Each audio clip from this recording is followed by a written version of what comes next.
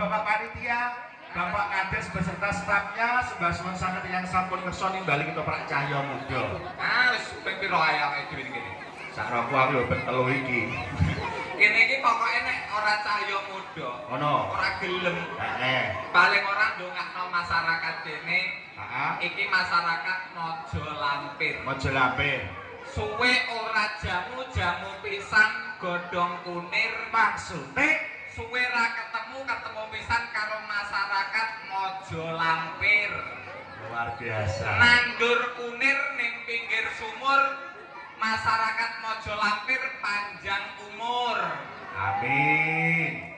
Nandur kunir ning pinggir kali, warga masyarakat di Mojo Lampir. Mojo Lampir banyak rezeki. Amin. Paling ora dagelan ngene iki.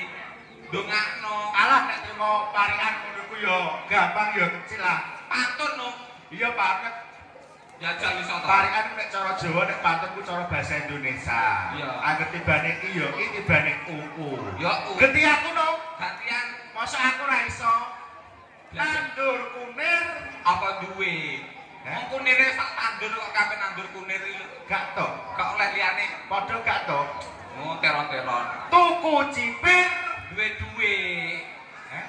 Wong kene bensin nek utang kok yo lali ya. abe tuku kunir barang lho. Ameh mampir Gane sapa? sahabat itu parikan apa ora ngomong aku tak tahu apa kene kene ku awak cilik kok sekarang waktu aku alat lho kowe. Maksudnya kene ape mampir aku melok. Lah ada yang ngono aku tok parikan ora sebenarnya tibane air. Iya, parikan. Bocah kenir nek tengah galak Karepe. wong sak semakin tak dongakno meteng barang. Loh. Kowe nek dolalane guyu ibu-ibu Maksudnya ku aku nyemoni awakku kondo. piye? Iki lah luwes sangang sasi 10 diesel meteng iki lho. Wong aku ngene iki moe nek gone kene luar biasa cangkine lomo-lomo. Lumane ganti. Aku lagi teko nek gone ngarep ya jagekno sepeda motor wis ditawani udakara bocah umur SMP jajan pop es monggo lho Om Blotong. Iki nek badhe ngujuk pop es Iku nek cah SMP. tak jawab mboten Mbak, kula sampun badhe mimpi kok. Ana cah SMA majune ngombe es, gowo es ngono ku yo. Ngono ku yo padhe nawani aku. Nawani kowe to. Monggo Om Blotong nek ngujuk es mboten Mbak, kula pun badhe ngujuk. Lomo-lomo yo. Ana mbok-mbok gendong anake cilik, bocah yo wayu nganggo rok sepan kulite putih awake mulus karo gendong anake. Heeh. Ngono ku yo nawani. Nawani piye? Monggo Om niku nek badhe mik cucu. Ora ono. Lah tak sahur kok mik cucu lho. Budi iki lho. Wah, kaya aku. Kowe kok omong susu. Ngono. Kowe yo ngerti susu. Ngerti no? Kena apa kok diarani susu?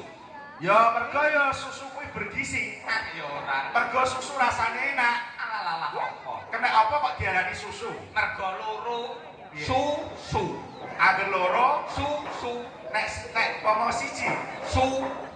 Ngono ya. Iya. Nek ngono aku yo anu ame mangan onde.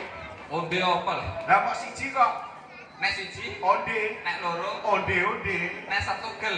De. Ngono. Susu kuwi macem-macem. Macem-macem. Ana sing ngarani ASI, Asi yo ono. ana sing ngarani asma, Asma. uga ana sing ngarani asu.